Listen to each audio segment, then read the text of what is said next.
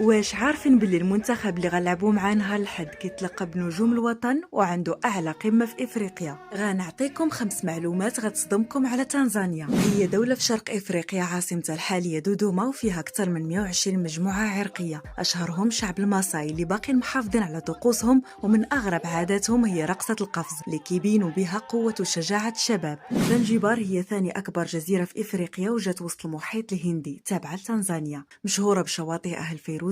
الناس تما كيتكلموا بالسواحليه مع تاثيرات واضحه باللغه العربيه حيت كانت تابعه العمان في القرن 17. في منتزه سيرينغيتي كتوقع اعظم ظاهره طبيعيه، الهجره الكبرى.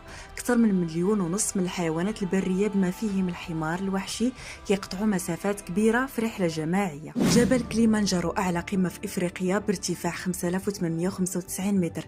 المعلومه اللي غتصدمك هي انه في الحقيقه هو بركان نائم عنده 3 ديال القمم بركانيه. منتخبهم كيتلقب بنجوم الامه، واخا ما عندهمش تاريخ كبير في الالقاب، خاص الاسود يردوا البال حيت الكره ديما فيها المفاجات. نتوما شنو توقعاتكم نتيجه الماتش؟